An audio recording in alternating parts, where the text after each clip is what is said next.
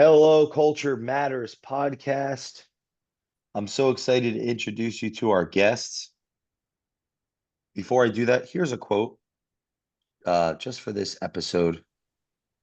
Life can only be understood backwards, but must be lived forwards. Soren Kierkegaard. I'm joined by my co-hosts, the one and only Paul Lucido, Andrew Berman, Lucido. For another 30 days of thought, I've got my book and um going through this process together, guys, has been so elevating, inspiring, fun, uplifting. Even reading this again and look at my notes from the last time I did our excerpt today on page 23, childhood. I started to write a like a breakdown or like almost like an organizational cycle for my life. And I'm like, I want to challenge our listeners to think about their own lives today as we dive into this. But if you haven't listened to our episodes with Paul Lucido and Andrew Berman, 30 Days of Thought, we've done self-culture, exponential growth, all the good ones. Thanks for coming back on the show, guys. I think next time I'd love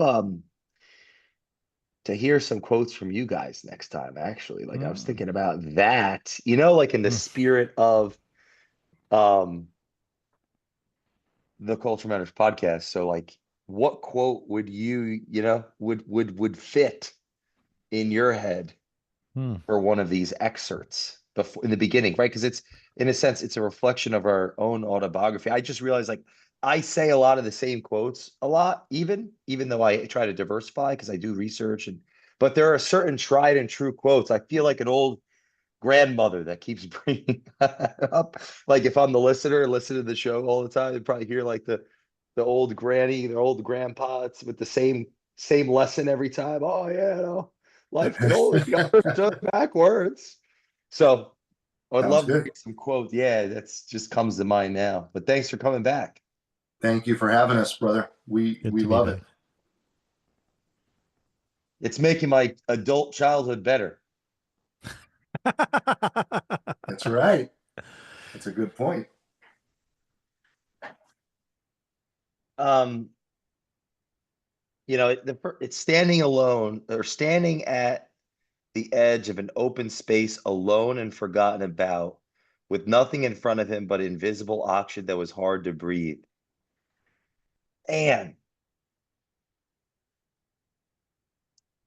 I So feel like terrible about when I read this again. why? Like, do you feel like guilty because you were surrounded by resources and love and you weren't able to take advantage of it? Like, what was when you were like Ooh, surrounded by air? Like, how does that jeez. mean? Andrew's coming right out with like I'm sorry. AK-47s. He's like already, yeah, he's already like picked up on the inherent entitlement in the victim narrative. I love it.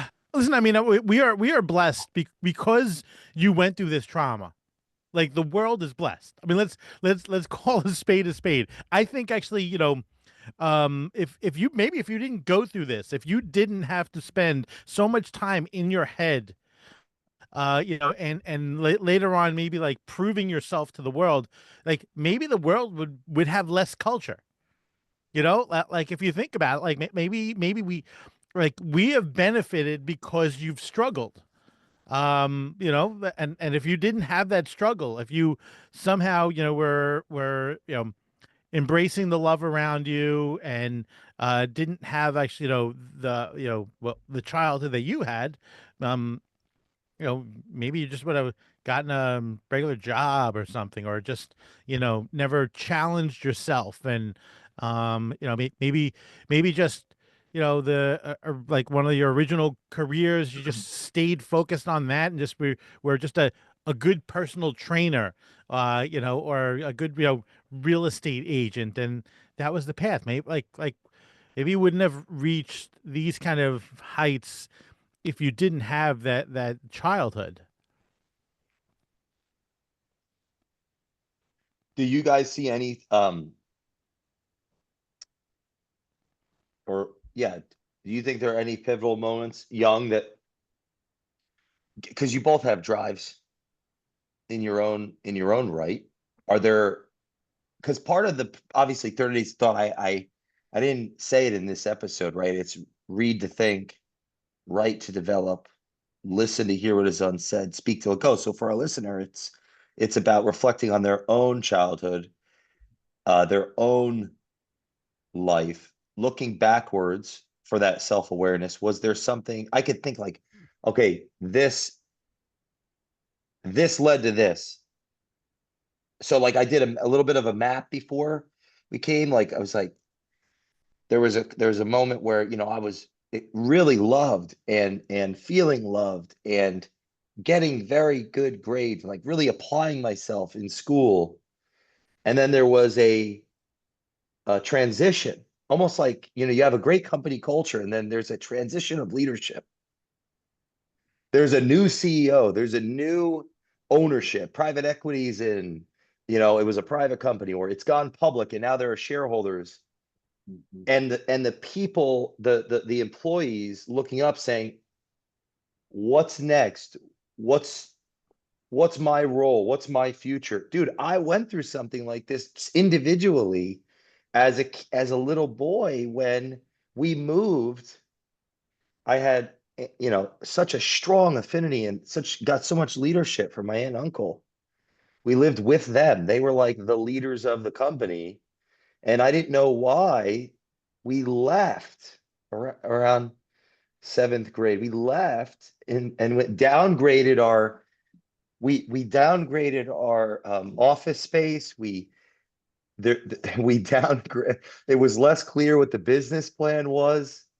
I didn't know the vision of the leadership. I didn't know why the former owner sold. And Right. I stopped doing my job. I stopped showing up to work. My job was to get A's. I was Mhm. gifted and talented. My job was to get A's. My work was school. I stopped going to work. I didn't understand the new management and I didn't understand why we sold the company. Hmm. And I did this like outline. I broke it down like you know, it was a high, you know, we like a J curve. It started low and then low is in like, you know, right. Everything's going up and then there was a down. There was a disintegration. It was a peak and then there was a valley and then there was alienation and rebellion. Now, even if there aren't specific conditions, I think the psychological literature shows that there's that type of, you know, a young kid is different than a teenager. Like there's the genetic or the biological that plays into this too. Like, you know, kids as they mature, they change, their bodies change. So there's the biological, there's the neuropsychological, but the familial has an impact. So like to Andrew's point, I've thought of this the last few years a lot. I don't think culture would have been the specific subject matter expertise outside of my autobiography. Although I was interested in business entrepreneurship, and then like teaching, consulting. So I use that business analogy. It's like okay. And there was a question originally in that about like, is there anything that you could say that you think led you to be a CMO or led you to be an entrepreneur, led you to be a who you are today? Well, okay. So lot there, right? When first of all, I think we all have a path. Obviously, everybody had a path that they followed.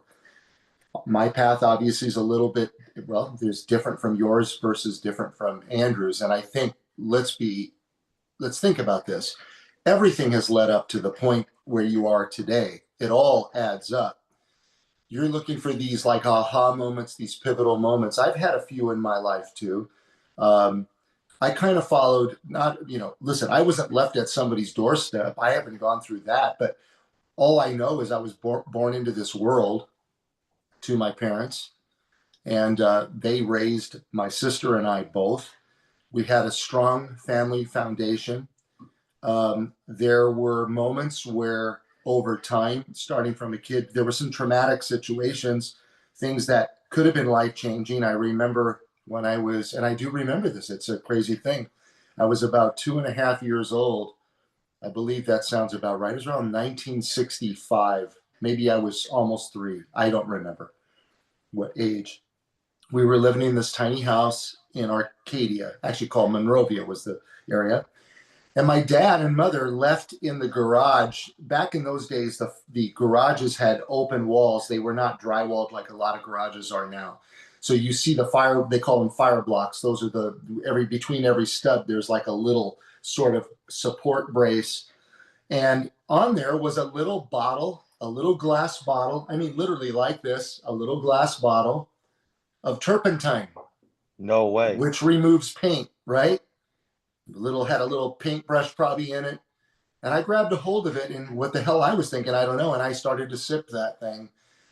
And basically, I went into convulsions and passed out on the front lawn or front walkway.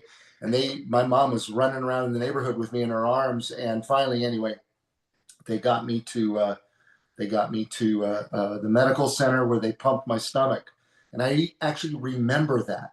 It was a very traumatic situation. Why am I saying it? Because that was the first real, like, holy shit moment as a child. So one thing you learn to do, never drink poison again. That's a good lesson. So, but for our listeners, I don't know if you knew that. Well, no, keep going. No, kids are curious. I was always curious. So that curiosity carried on my whole life to even, right through to this day. I was the kid taking, clocks apart, cars apart, you name it. Always trying to figure out how everything works. But going back to your point, I mean, look, Wow. If you have a pretty good foundation, which I did, I had a good family foundation. And Andrew, I need to hear your story because I've shared my story with you before. Started solid. We moved a couple times. So we were in that house, and then we moved once since then until I grew up, till I was about 18, 19 years old. And then I eventually wanted to break out. Like you, I did pretty good in school in the elementary years. I used to like to read on my own. I was always like going to the library. I played hard. We, don't come home until the street lights come on kind of a thing. Type neighborhood where all the mothers and watched over us. But for me, I remember once I was an adolescent and then became a teenager, that's when things changed. I began to get disinterested in school, specifically high school. I loved girls, and so I was distracted. And then I met my wife, Darla, who, here she is. That was literally in high school. That was a trajectory change for me. When I got out of it, I left school and I started to go into the real world and I started my job, which I've talked to you about before. There were moments there where I was doing good and then I drifted. And I had an uncle that stepped in and said, enough of this. You have too much talent that you're wasting. And he took me under his wing. I lived with him and my step aunt. Her name is Linda, and my uncle's name is Paul. And I lived with them for probably about, I want to say 6 months to a year. I don't remember. And that's when things changed for me. So that was a pivotal moment. And Paul was my mentor. And we did things together. And he championed me and he believed in me and he gave me a leg up. And the rest is history. It just went from there. It went exponential from there. And so anyway, that's the short. I probably left a lot out. I had a very supportive mother and father and my sister, and we still, my dad's gone, as you know, but we still have a very cohesive relationship, drama-free for the most part. Do you think that mentor-mentee relationship was big, Mhm. throughout your career? Because you were the mentee at one point. So I had several, as you may recall, in my very first podcast with you, episode 10. When you say that, episode 10. I had several. My dad was my first. He got me my first real job. I had several different jobs before that, but this is not about my career. This is about who came into my life. It was my father, my grandfather. I lived with my grandparents off and on. Not that I lived there. I was there every other weekend, which is why I was going to mass all the time. Catholicism. Remember, we talked about going to Yep. church. So they were like the cornerstone of that, right?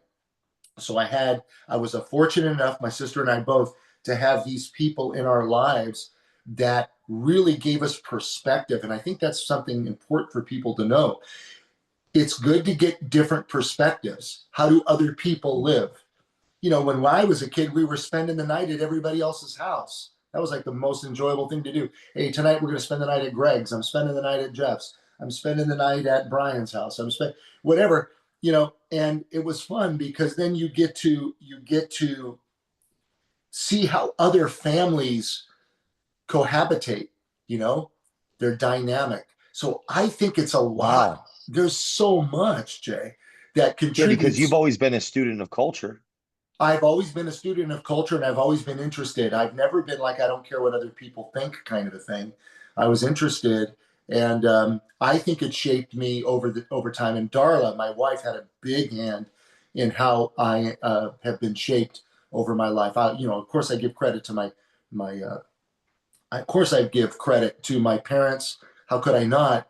Even my sister, who actually got me into graphic design, she's the one that really launched me into that direction. But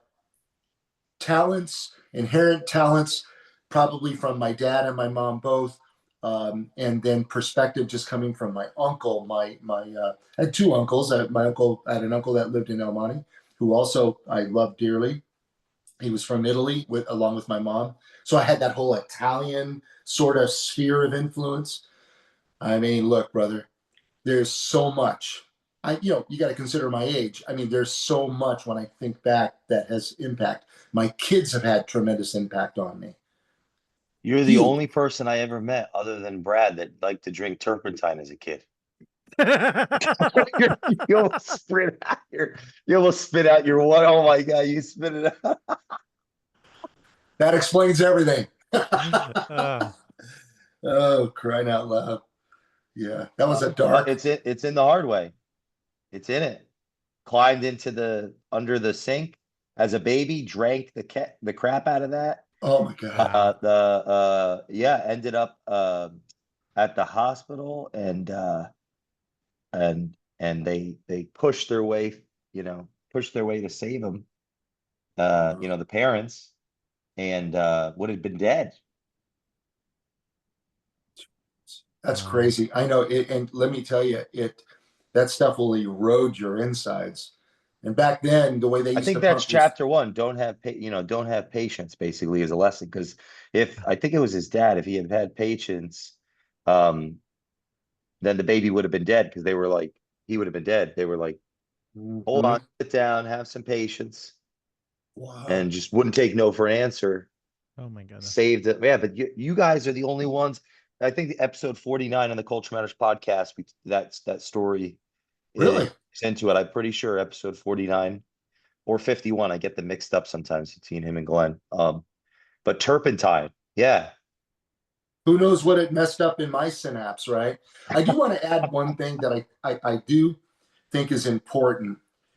You can almost get smothered with too, and I know this is, how do I say this? You could get smothered sometimes by too much of a good thing, right? My mother really was super protective, and it played into my psyche when I was very, very young. This is more in the very early years. Once I became a teenager, I was my own person, and I came into my own. I was working out like you did. All of a sudden, I was the kid on the block that was like leading that charge. I worked on cars. I had the fast car. All of a sudden, it was like I kind of started to blossom into this guy. But before that, I never was shy, but I was not cruel to other kids. And I grew up in a neighborhood where, there was a lot of kids can just be cruel. And my mom was a little too overly protective. And other kids saw that, even though they loved my mother, they actually loved my mother because my mother actually was empathetic, where a lot of the other moms was, go put a Band-Aid on it. You know, the kid could come home, his arm is half hanging off by a thread, and it's like, go, don't wrap it up. We'll go run you to the hospital and put some stitches in it. Where my mom was like freaking out going, the end of the world happened. I go, Mom, I just cut my finger.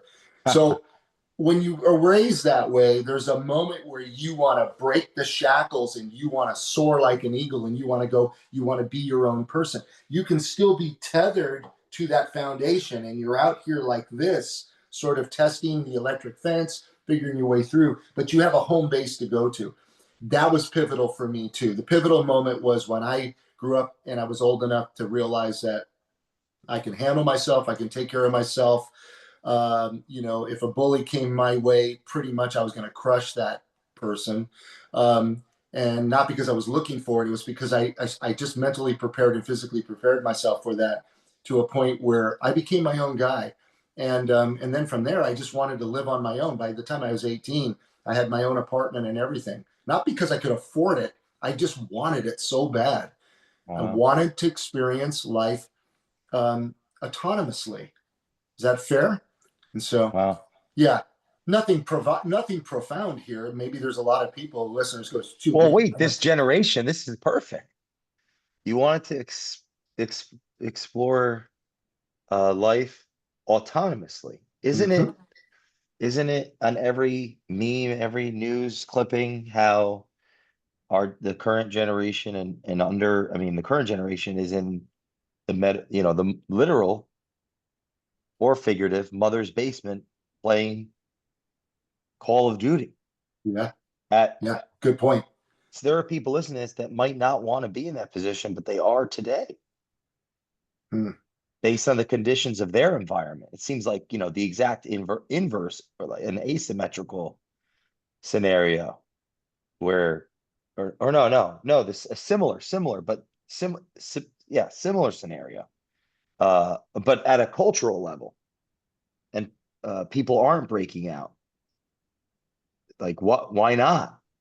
What variables could have led to the breakout versus like there are millions of isn't it true that people are staying home longer? They're having less kids, they're marrying later, they're they're not careerist, there's 15 careers, 15 jobs before 30, I believe, Mhm. something like that. I But think you you bring wanted to up, break free and be autonomous. That's an important example. well, Was it worth it? Wait, should you have stayed home till you were no, 40?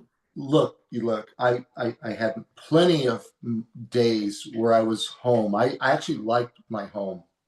And I remember as a kid, I liked to play alone sometimes because I can control my environment. I remember that.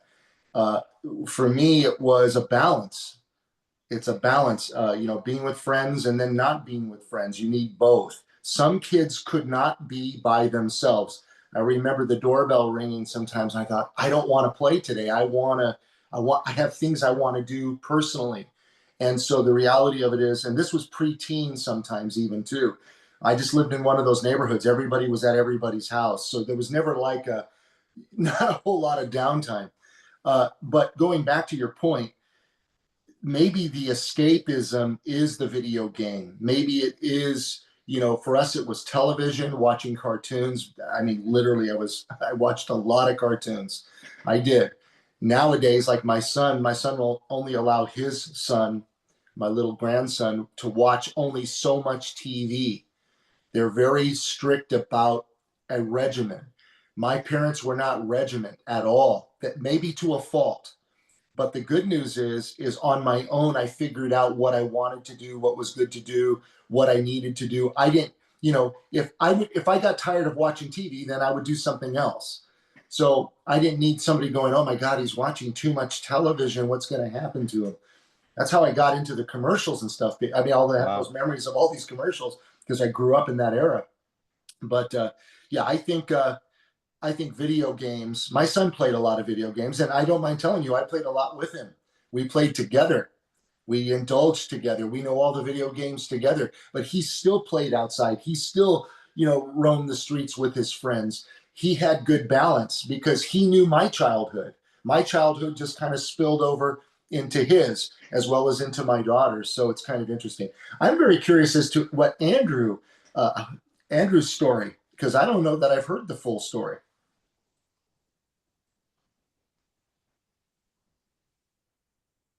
Hey. So I saw this coming up. I was like, all right, how can we make this not about me and not talk about my childhood? Because you know something, I don't know. Like I look and I think I had um normal childhood, shitty childhood, but like not as shitty as so many other people. It's like so like I'm like I feel weird talking about it, because like I know so many people who have gone through such such more traumatic childhoods, present company included, but so pivotal points, focusing on some pivotal points here. Um, so my dad was an entrepreneur in the insurance business, later in the mortgage business. And I just, my greatest joys was going to see him work. Like going to his office, seeing him, on his, cell phone, when cell phone was actually a big briefcase or like part of your car. And to me, that was awesome. And to see him as an entrepreneur inspired me. I was like I used to, I was 12 years old. I had a car detailing business. But I was 13 years old. I did, what I created like a company that was managing databases for like a local business. It was pretty cool. I had the bug in me, and then my parents, they went different ways, and they both became, not great parents. Um, Looking back, I'm not sure that they were ever great parents. They did the best job that they possibly could. I think, that's our job, is to just do a better job than our parents have done. And I managed to get through life, kind of using my innate skill to kind of to be a people, like to be a people person, and being able to read people, being able to just kind of, I guess, relate to them, and want to please. I guess that's kind of kind of a thing, and trying to make sure people are comfortable and receiving the things that they want and are happy. So that kind of got me through school in a lot of ways. I use my charm, and just kind of the ways to maybe make up for any kind of things that I had in terms of deficiencies in school. Somehow managed to get through it all. But it was only later in life where where I started finding purpose. Before that, I think I really was just playing. I dropped out of college, after one semester, to kind of focus on multiple businesses that I had going on that time. One of them we later sold for many years later. So it turned out to be a very good thing, and a good thing that I stayed focused. But Wow. it was just a lot of raw talent that I managed to hone in on. And I look at actually, my most recent pivot, I would say, and shit, I talk about this probably a little too much, and it's not to just placate to you, Jay, but was my meetings with Jay, and kind of understanding, how important it was to be true to myself, to be honest, and not just honest in like dealings with others, but with myself, and just how important, that was. So these are some of the pivotal things. So Wow. yeah, but So, like but like overall, like my young childhood, I thought it was great. I thought it was awesome until I looked back and I was like, oh wait, this is not great, not great. But you know I am glad, and and I believe my parents did the best job they possibly could, to give me as much resources that I could possibly have, doing I what they think could it's have. great. I think But it's good you're honing in on that piece because uh like for the listener especially, I think the going reading this excerpt and writing their thoughts and having a personal conversation with themselves that maybe they can even go and share with a professional, within confidence in a safe environment. And I mean, that's why we have the medical system for, right, that the broad psychology and therapy, and some of these things are looked down upon maybe from the old world. But I'm a big proponent that and I'm going somewhere I think very important, because of social media and because of the internet with this, and something I recognize in myself from the past. Um, w- the utility in the excerpt is that personal conversation with myself, to myself, about myself, that's rooted right in maybe reflecting in the past or reflecting in other relationships. There's a part of my story that I am that is me, that is my interpretation, that is how I have perceived things, and it isn't the whole story. So one thing I liked about what Andrew said was he's also taking into consideration other people doing the best that they could. Right. Because what I personally realized about myself much long ago was that I let myself become bitter and self-absorbed and resentful. And ultimately, when I read this again, I recognize that I was in a season of victimhood, Hmm. attempting to work through that, because I have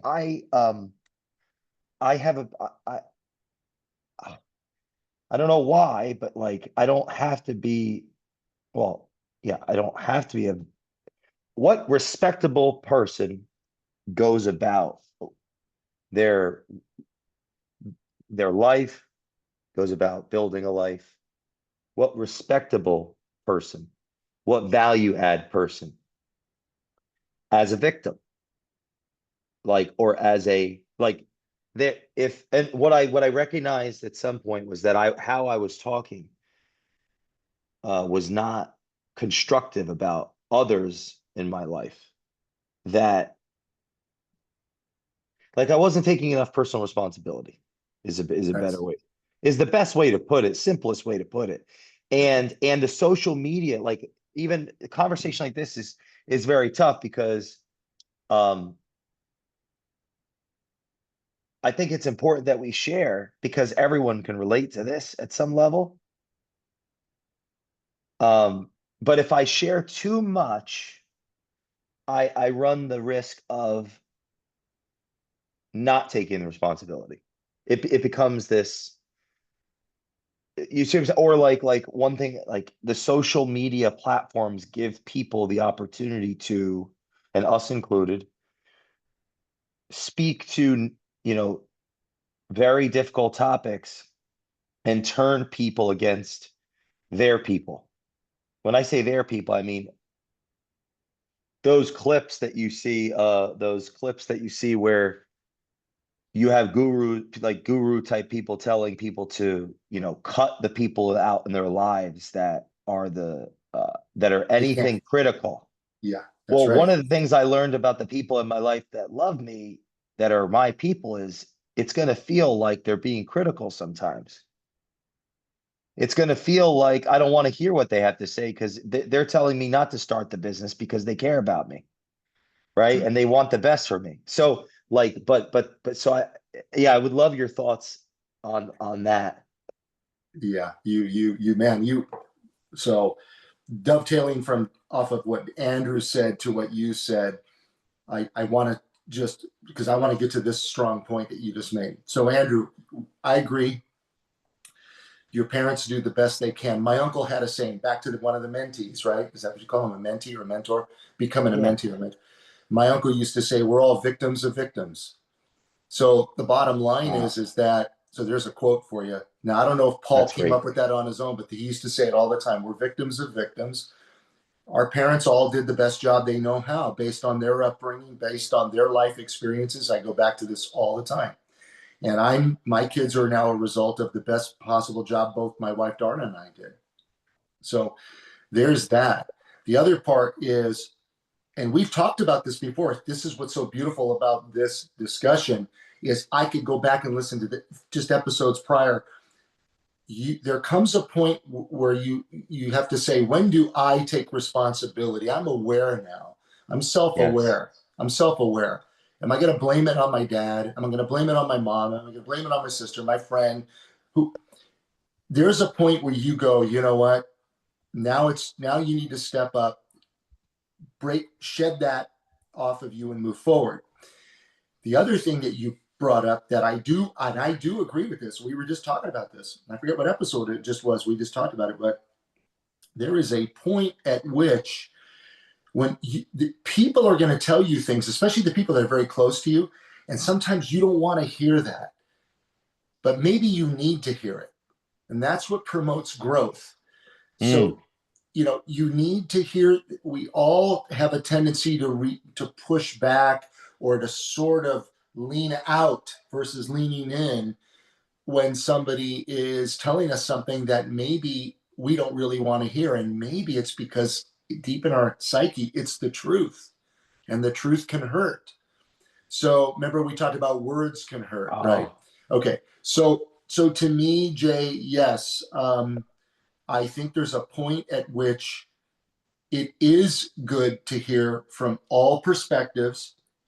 Family has a tendency to anchor you down a little bit. That's why when I was a kid, I couldn't wait to be my own person. I got it, Dad. I got it. I know I got enough. I got enough from you, Mom. I could take this and go now, see if I can make something of this myself. Let me make my mistakes. Let me figure my way through it. I might go off road a little bit, but I have enough moral and value to help But guide me back.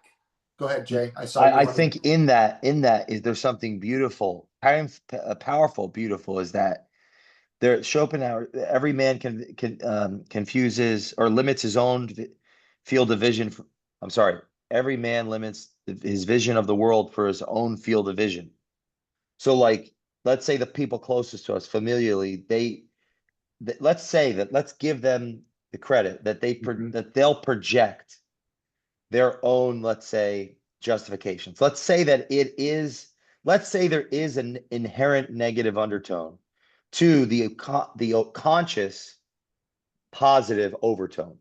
The conscious positive overtone is like there's unconditional love from the family to the, let's say that they really do love you as the individual that's getting the feedback. Consciously, they do. That they're coming from a place of love. If you ask them, their intention would be, let's say give them the benefit of the doubt, right? Love. But the undertone could be that quote, every man limits his vision of the world for his own field of vision. So like the lack of belief or like the justification, the logic, the rationalization, underpinning, you know, underneath the love, right? So they're coming from a place of love, but of course, that's why it's called a blind spot. So now, but remember, this even in this is egotistical because it's taken into consideration that it's their blind spot and not mine. But where I'm going with this is Good. What if we need that to leave home? What if we need that friction to go and start the business? What if we as individuals actually need that? Paul and I had talked about like a car going like a car going behind another car. What's that term called? Drafting. Drafting. Like in the spirit of they're coming I'm going behind their car. I come second. If it's a parent to child, I'm drafting their fallen dreams, or not necessarily even fallen dreams, just bias from, hey, listen, life's, I don't understand that. So, but I love you and I want you to fail as little as possible. So let me give you good advice, how I judge it. So, but it's like drafting. I need them to not believe in me so I can take that anger or whatever emotion and go out and work and make things happen. This is the key, though. I think it comes full circle. There's a beauty and a pain. So it's like it starts in conflict. My ask to everyone listening is, what if the difference between the creator of the culture and the tyrant is the tyrant never goes back home? Mm. Like the hero's journey, Joseph Campbell's hero's journey. Mm-hmm. Right? There's like a call, and then it's like, no, I don't want that. And then there's a guide, and then there's a battle, there's a fall, there's a resurrection, then you win, then they win the treasure. I'm not saying it all in order. But eventually the hero goes back home. They bring the treasure back. The hero brings the treasure back. At least be willing to go back. So that's something I want to throw in there, is like that. I think that maybe there's an inherent, there's an inevitable conflict that's So, supposed to exist. so is it because are they bringing the treasure back because they want to show their homeland and make their homeland proud of what they've done, or like where we are doing because we want to make our parents proud of what we've done? Let's pull up this diagram. I'm going to do a screen share so we can look at the hero's journey. There's all these different pictures of this thing. Can you see Yes, my page here? Yeah. sure can. So if anyone listening is not on YouTube, we can see the picture. So the start, you see at the top, it says call to adventure. It's like Yes. we might have that call to adventure, and we're getting a lot of conflict. Like the people closest to us, they don't hear the call. And if you are listening to this, just Google hero's journey picture, and you'll see the images of this. Yeah, and then it's meeting a mentor, crossing the threshold. So the normal world is where it starts. Call to adventure. It's like the safety and security. I think Peterson would put it as like the walled garden. I'm in the walled garden. I've got a call to adventure, like the god, like the Buddha. I've got to leave my palace, crossing the threshold. Now there's trials and failure, new growth and skills, death and rebirth. So it's okay. That's interesting. Revelation. Finally changes. Atonement. Gets gift. So you get the lesson, you get the gift, you go through these stages, and then you finally return changed rather. But this is where I'm going with this. The return piece, you return changed. In these hero movies, you always see they go back home, like Lord of the Rings, they go back home. But this is why this is important. I think there's serpents in the garden telling us not to go back home. Like there will always be, whether it's figures and ideologies telling us not to return changed. Hmm. Like I Temptations. want to create another visual. It's like the anti-hero journey. So, like you're saying, we're not welcome back home once we've left home and gone No, through all I'm this. saying we're always welcome back home. There's no such thing. Yeah. That Unconditional. would be Yeah. home is home is unconditional. It's us that actually sets the condition or not. And that it's so this thing. It's very easy for this to turn into I'm the victim, and now whoever's listening that feels like a victim should feel close to me for seeming as though I have answers. Now I become the false mentor, and now they're just a part of my culture, and they never go back home, and I actually convinced them never to go back home. Yeah. You And now influence. and now I own them. And now they're now I'm now they now I own their soul. And I'm saying that phenomenon takes place, social media, off social media, long before social media. That's just it's an inherent, it's like the anti-hero's journey. You never become a hero, you just become somebody's follower, or some ideology's follower, or like an important part of the hero's journey is to be changed and return home, be strong enough to even try. Now, Andrew, you bring up an interesting point. Like you go back, you're the Buddha, and you go back to the walled garden, and you don't look the same. They don't even know who you are anymore. You're not the same person. Yeah. You're not allowed in the gates. The Buddha was a prince, and now he's just a homeless guy. He's not even allowed back in the garden. I guess because right in some sense, but I guess my point is like at least be willing to go back. I feel, wow, you, man, this is turning into an interesting conversation. I don't know So where we're going with this. I'm making it up. I think I could help you, or at least I'll try to land. I love that line you said. I'll try to land my own plane here. The thing is this: what you're kind of talking about, in my estimation, is as you go through the journey, you have moments of enlightenment along the way. That enlightenment might be, don't do that. That's the demons are at your feet trying to deter you, trying to influence you, maybe to go a certain direction. It's back to one on one shoulder, one on the other. Do I listen to the angel? Do I listen to the devil? And the idea is, as you go through this journey in life, whatever that journey might be, I don't even know that I'd call it a hero's journey. I would just call it a journey. When you come back, it's like going into the service and returning home, right? Some people go into the service and they come home, they're changed, but they bring something new to the table. They're bringing something back to the family circle, something different that might influence the sphere a little bit. Let's hear your story. How was it? What did you experience? My daughter, when she went to study abroad for like 6 months in Italy, she came back with she's still my daughter. She's still the same person, but she's so much enriched with information and vitality, and just her eyes have been opened a little bit.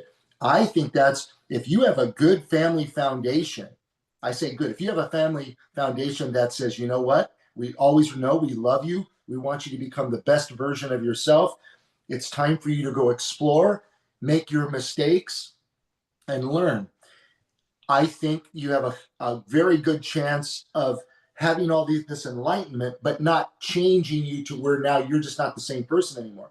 If somebody comes from an upbringing where the family the family unit is toxic, there's child abuse, there's a lot of darkness in there, drugs, etc., you're going to be hard pressed to tell that person that no, you want to go back home. They're trying to find where home is. Well, I think that's where God, like people worship God.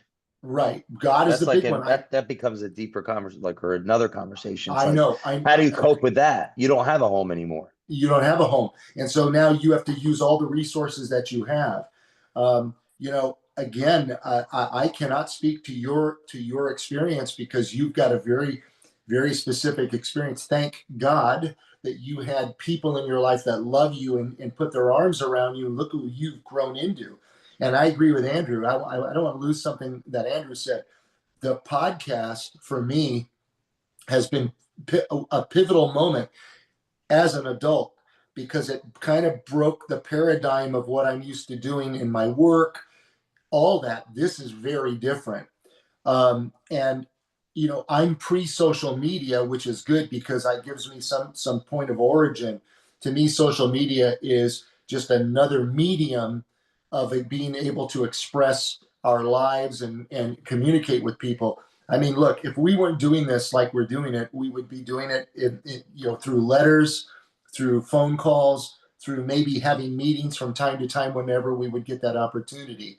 So this medium has really made our world really small. We have the ability, everybody can talk and communicate. So I'm digressing because I'm going on the social media thing. I don't want to go on the social media thing. I want to stick with what you said.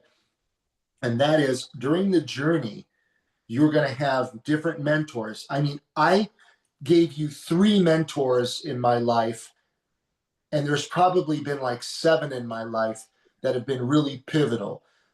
Mentors that were the ones that got me into the idea of the universe and about studying theoretical physics. There are 2 people in my mind that contributed to influencing me there. Art, my father, and my sister, my wife, bringing her whole family dynamic into my life changed a lot of how I think and how I Mm. view things.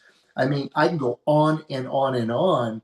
And what's great, I think that's the fruit of life, is all these different experiences that help shape you into who you are.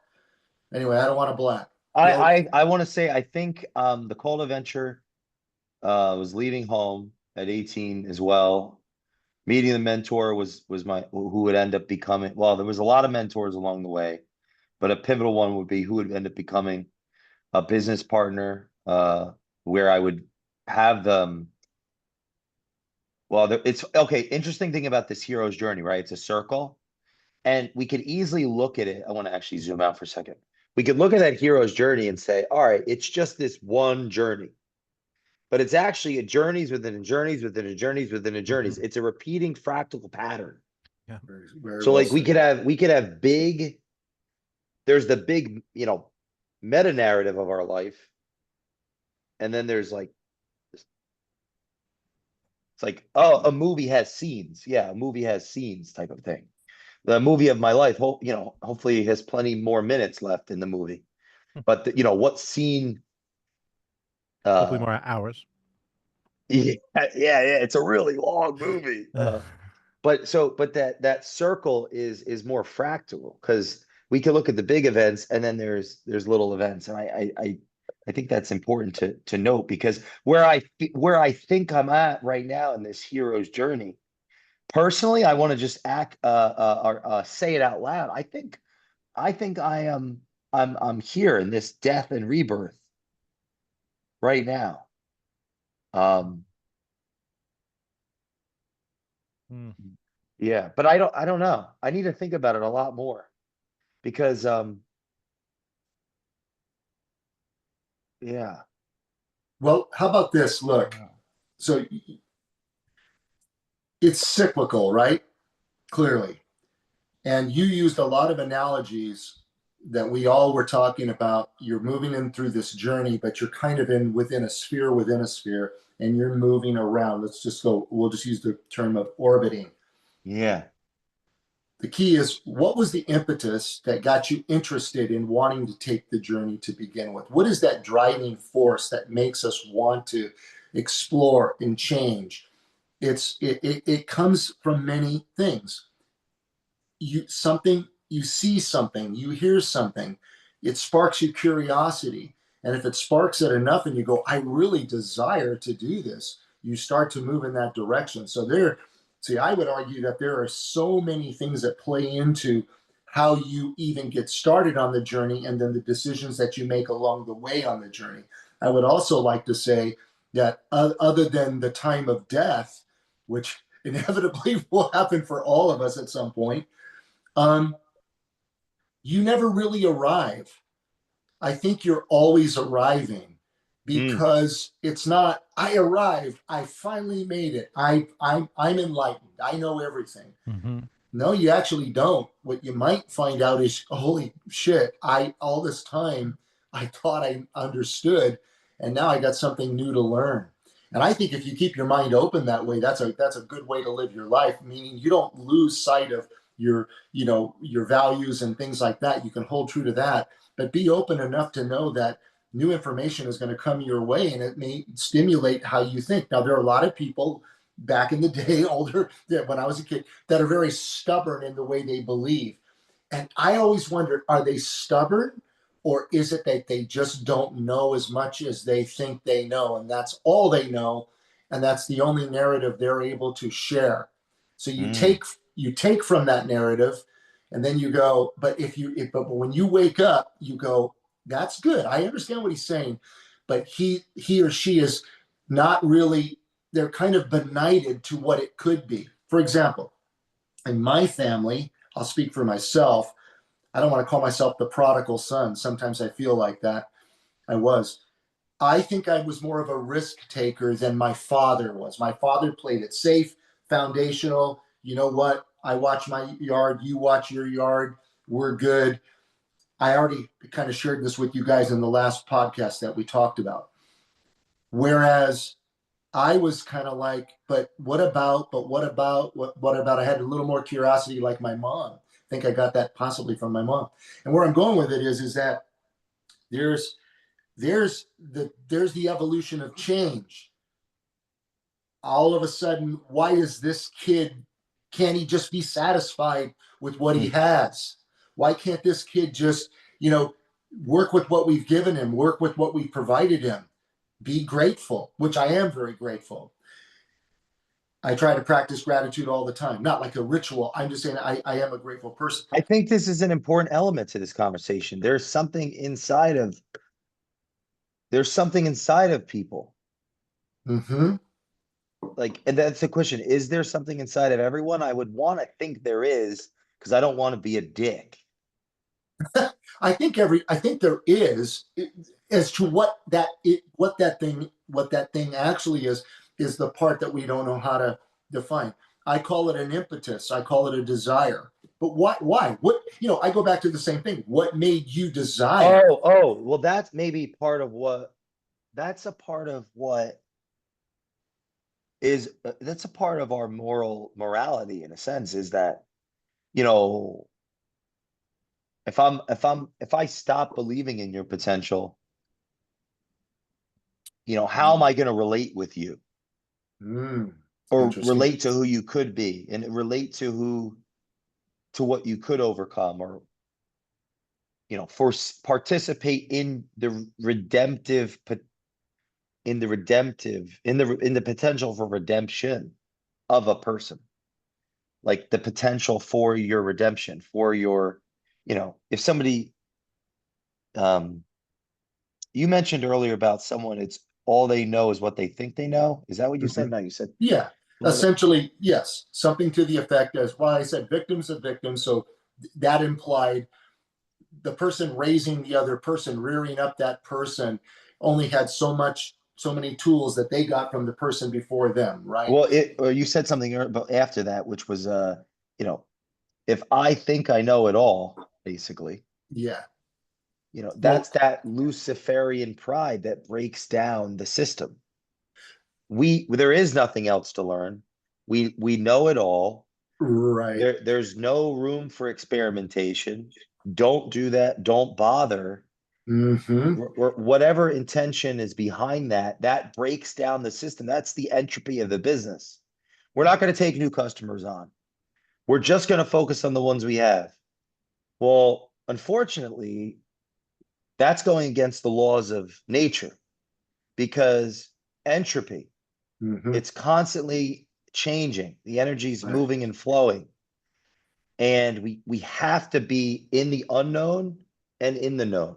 We have to service our customers right now, and we have to struggle into the unknown and attempt to bring in new customers. And there's something very deeply human about that process that is reflected in this hero's journey, or reflected in Peterson's work with Maps of Meaning, or reflected as I'm really diving into McGillichrist's literature now, Dr. Ian McGillichrist's literature, The Matter of Things and The Master and His Emissary. Like, it's very much, uh,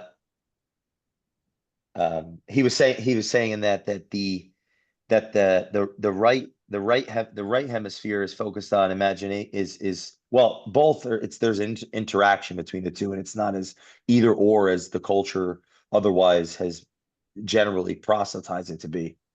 But basically, one component is focused on what's possible, and one component is focused on what is. And there has to be an interaction between the two. Mm-hmm. The master and the emissary getting things done, and focusing on what is, and the master on what could be, and the exploration. There's the exploration, and there's management of what is. And where am I going with that? Is like, because the if we stop believing in each other's potential,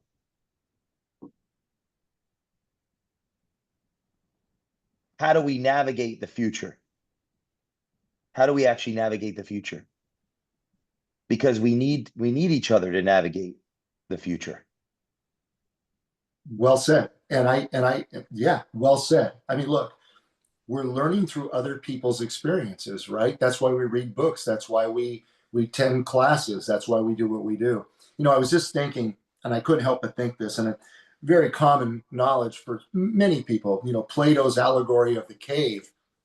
Um, I couldn't help but think about that because, you know, you have four people, maybe there was five, 4 or 5 people are chained, you know, to in a cave, and they're facing a wall, and behind them is a flame, a fire that is just casting shadows, and all they can see, they're forward facing, all they can see is the shadows that are being casted on the wall, right? So that's all they know, that's all they see other than themselves. They're confined to this area.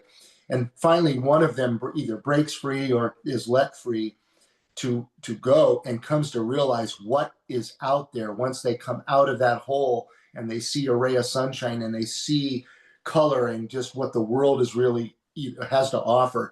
I think that's how we are when we're kids and we're born.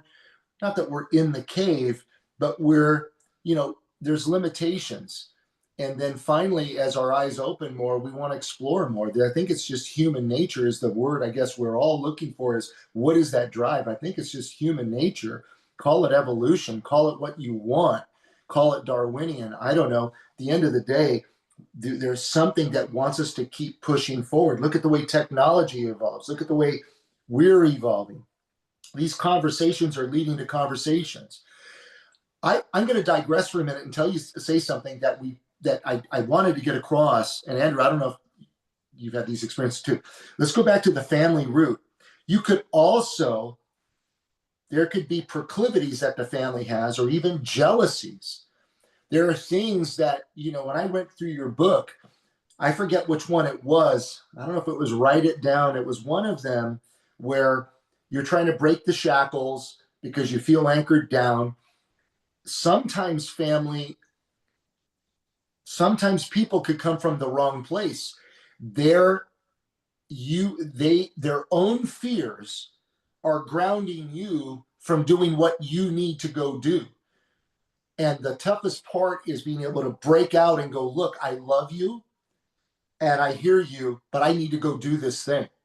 Now, if it's something, obviously you can say, well, you're going to go into worship, you're going into a cult and worship the devil or whatever. Yeah, I think there's going to be those obvious things that you could argue. No, don't go kill somebody, right? We go back to the 10 Commandments, right? But I'm saying in general that a lot of growth I've learned in my years, for the people that have really become somebody have had to go through some trauma in their life, or either come from nothing and have nothing to lose and everything to gain. Yeah. Or there are people I know that unfortunately, you know, were incarcerated and it didn't work out quite for them, but in the end they found their way. It's like, you know, people will say, well, God has a path for everybody, and maybe that is true.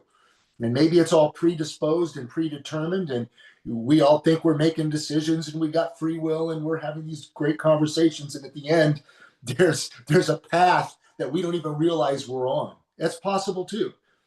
You can theorize about that, but anyway, I digressed, and I apologize, but I think it's important that you recognize, hopefully soon enough, somebody who is not really putting wind in your sails.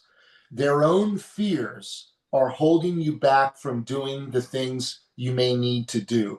Maybe even the things they want to do, but they're incapable of doing, at least in their mind. Sure. Did I hit that right? Yeah, that is, and I was saying earlier that I think that friction, Mm-hmm. that friction is like the wind. Mm-hmm. Yeah. Either What if behind you or blowing against you. Yeah. Well, even though we need it blowing against us. Right. The blowing against us is that what that well, I'm sorry. What's the term in the racing? Drafting. Yeah. The wind against us is the drafting. I know that sounds backwards because you'd think it's slowing you down, but any friction against us is actually giving us the necessary energy to push harder and draft around the car in front of us. Well, okay, I get it. Okay, yes, I know where you're going. So the idea is, if you're following a mentor, let's use the mentor analogy, a leader. The leader's in front, you're behind the leader. The leader is the one breaking all the wind in front. That's a component of what I'm saying, but Yes. I'm So saying it's don't going around underestimate. you. So it's Well, going wait, but around. I'm saying don't underestimate the friction from the not. You don't consider them the mentor. You consider them your enemy. Could be. Like we need our enemies. They could be a teammate, but yeah, like your goal and objective is to get ahead and in front of them. So yeah, but like by the dynamics of racing, you are going to trump them, and you're gonna get ahead of them. So Right. it's like I feel like you need over support or no support. Like I feel like this is like where you excel the most. Middle just doesn't work. Like you either need like super supportive and you have that friction and rub where you want to break free, or maybe you don't have that support and you want to, and you have to develop it on your own and just to prove all the naysayers. Yeah, you bring up a very important point. As we close out 30 days of thought. We could go another 2 hours, I think, on this one. It's exciting because I wasn't sure how this was going to go. But you bring up an important point about like I've come to the conclusion or a conclusion that entrepreneurship is irrational. It's irrational. And it's individual. Hmm. Because the rational thing oftentimes, I mean, what's rational about a prince leaving a palace where they get all of the food they need and water and pleasure, But like just enough. the Buddha, like everything, like what just enough what? Just enough. I mean, maybe they're not getting all that they feel that they could have, and that's why they want to leave the palace. So they're not satisfied with that level. They know Yeah, that there's well, so they're much living, more. yes. So they're living the emissary's life when they're supposed to be the master. Like it's our call as individuals to explore, to be challenged, to challenge ourselves, to live. Peterson puts it really well in Maps a Meaning that he says um, the divine mother represents chaos, basically the unknown, and the divine father, culture, order.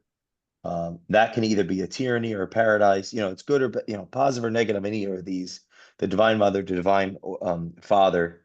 So like chaos and order, but then the divine son, that's the individual. That's the intermediary between the two. The individual is the intermediary between what is known and what is unknown, what is and what could be. And we make judgments of what should be every day, every moment. Like, I, you know, how long should this episode be? How short should it be? Right? You know, we're the intermediary, and I guess in the spirit of this childhood excerpt, um, our past has a component. I'll speak my past. Our past. My past has a component with who I am, who I was, who I'm becoming, who I can become, has a component, and I have, uh, it cannot be the entire component. It's got a component. Be aware of it, understand it, embrace it, utilize it, learn from it. Don't be overcome by it. Right. Don't become it. Leverage it. And like, I'm sorry, but no, I don't think I don't want, and I personally don't want to be a victim. And I think I have been for too long. Mhm. And just because I appear and might be successful, at whatever relative um, ranking system that is going to be used to say success, that I feel successful, but I feel successful. Like whatever ranking system, I believe I have a lot of work to do. So I get a lot from this conversation today. I got a lot reading this again and writing, thinking about childhood, and and so that, man, there's a lot more I want to say, but I think you said it, and I would be game for more conversation, because I think there's so much. I would imagine swimming in your mind, Andrew. I know there's a lot swimming around in my mind. Your last excerpt, which I don't know if anybody read that, but that last part that says memory is the blessing of survival, but simultaneously the curse to living. Yeah, you've got a history now, but that childhood is your foundation, man. That's why when you're a kid, they say, what is the age? You guys could probably look it up. I think when you're about like 10 years old, there's a lot that you've absorbed by that point that really doesn't change that much going forward. oh man, yeah, like this right here, this excerpt, even that thought. I want to say the audience, so the audience understands. As a reader of this book, as a writer, I'm benefiting from this process. I am in the process, and I benefited from in the process since the inception of this book. When I wrote this, I'm a different person. I'm a better person than I was when I wrote this. Even now, that's backwards too. This is important because as the author, okay, you could easily be put on a pedestal, and there can there's a natural hierarchy of competence. But as the author of this book, because this is more of a process of reflection, I can tell you with pride that I've benefited from the fruit of this book. I am a better author, writer, thinker, better person. That quote was written in a time where I'm still not even scraping the surface on working through many of these narratives. Like, think about this quote: "The memory is a blessing of survival."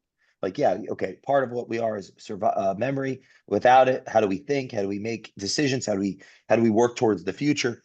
But simultaneously, the curse to living. Yeah, it was the curse because there's so much I still have to work on. I haven't unknotted those stories. I haven't talked about them enough within the proper context, medium as well. I haven't written enough, thought them through. I haven't done the work, the self work, right? I haven't done the work to work through them. And so what I want to make sure the audience takes away is the the victor could very well easily be a victim in sheep's clothing. That's pretty understood. Understood. And like, I don't want to live in the binary of like, oh, now I've overcome it. The likelihood is, if I'm talking about it, I haven't overcome shit. That's totally fair. That's what I'm trying to say today. Yeah. It took 2 hours to get that out. And to me, and like when I saw this topic today, I was like, fuck.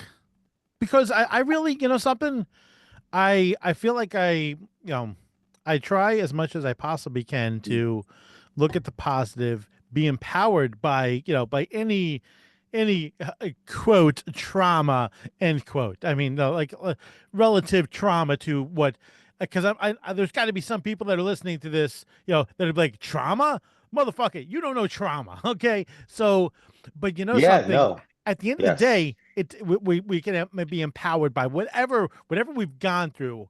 And I think, whether it's, not enough support, too much support, whatever it is, actually, it's meant, to empower us. Whatever it is, we can take that, and whatever you're going through, if you are going through some shit right now, understand, actually, and if these are the darkest times of your life right now, at some point, this is going to be motivation and power for you to do amazing things in the world. So, just kind of keep that in mind.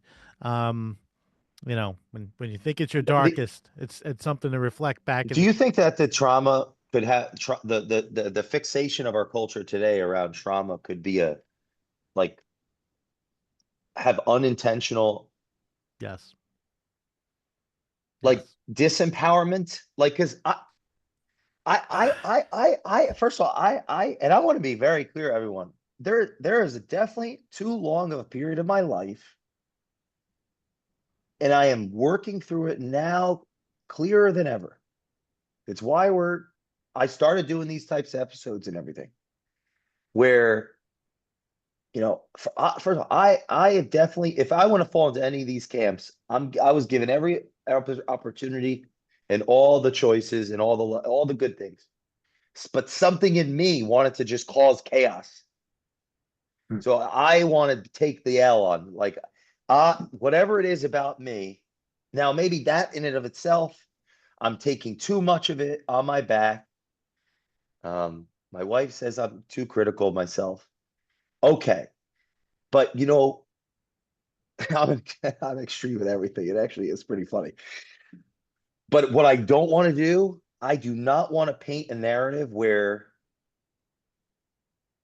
you know, I don't want to be a victim. I don't, even if that may be true, in like some very objective empirical sense. Um, it's like, oh, what do you actually do about that? Right? How does the person that, just think of the worst possible thing happen to somebody that's listening to this. How do they actually move forward? And I don't think I can do it alone. I don't think they can do it alone. I think I need to be educated at my level of ambition. I'm drawing this from, I'm telling you, I've been going through this Beyond Order course or series, and it's like a course. I think it was rule two. Imagine who you could be and aim single-mindedly at that. It had like a checklist that Dr. Peterson would take clients through. Like, are you educated at your level of ambition? How's your family dynamic? Are you in good health? What's your career? What's your career like? Do you have friends? How's the marriage or the life partnership? Damn, I don't know. How many did I just say? That's not all of them. There was like, what's it like with the community? What about community? How about faith? Like or like, where are you in some kind of, and we're all like, how many of those didn't check out? It's like, well, if I haven't talked to my friends in 12 years because I tried to start this business, yeah, it wouldn't be odd that it's lonely at the top. yeah, It's like, you know, what's really sad to me when I hear an entrepreneur say, "Yeah, I don't talk to my friends anymore because, and then whatever that filler is, it's like you don't have to talk to them. You could just hang out and just not say anything. So anyway, like I've experimented with that a little bit, reconnected with some people from the past, and when I met with them, I just asked them how they were doing and just didn't share anything of what I was doing. Now I took it to the extreme. I went the other way, where literally I didn't get a chance to be proud of myself at all. And I'm so insecure. I could have used that. I could have stood on the table and told everybody how great I think I am now because I wasn't cool in high school. But I went the other direction, like all the way to the other extreme, where I just really leaned in. I tried to do the best I could to like ask, everybody, how are you doing? What is going? And I enjoyed myself while I was there. anyway, I don't see this even as a digression. I see this as like, this is what this is about, is that we break as we like, I feel there's a breaking, and a rebuilding and a breaking and a rebuilding and a breaking and a rebuilding. And I don't see why I have to like shit on everybody along the way, That's what um, you said. Yeah. But something, we also evolve. I have Exactly. there are people I'm not friends with anymore because I just they're not where I'm at. I had to, I had to replace, not I intentionally replace them. There's a friend of mine who I, went to high school with, and we were like close buddies. I just don't talk anymore because we're just at different places. And I, he was doing good, but he was just going in a different path, Yeah. and his negativity just wasn't matching what I had in my life, and I it's can't let sad. my fear of abandonment lead to an over attachment of people that we don't share any values, competencies, insights, anything, or else I'm never going to live to my potential. And then I'm going to leave my potential under a bushel. Dude, listen. Listen what you both just said. So when you re-listen to this But it podcast, doesn't mean I need to be a dick. And I'm just projecting no, because I but you're could be a not. dick. I could be a But dick. but Yeah. you're not. You're not. That is the course of life. We all grow. I don't stay connected with all my high school friends or the only thing that might keep me connected there is because maybe they found me on Facebook and, get a friend request. But there's just a very small circle of people that really I stay in touch with. Why? Because I assume they've got their own lives to deal with. They've got their own families. They've got their own dynamics. You know, what I did in high school with somebody, that, I grew up and had fun or worked out with, or whatever. I'm not saying I don't love those people or that they were not important in my life, but I don't think anybody's sitting there going, oh, gee, I wonder why Paul didn't call me. I mean, really? I Well, want to go, are you kidding me? Here's why. My life got started. And hopefully yours did too. Have a great day. We'll talk to you soon. well, also, Paul, you did love their status the other day, so I mean, doesn't Come isn't that the on. equivalent? The Paul is just a well balanced, well meaning No, the hell I am. sage. He's the sage on the show. I guess what value does this conversation bring to anybody from anybody listening? I think you know, I read the excerpt again, and I just say, although I mean I like I like it.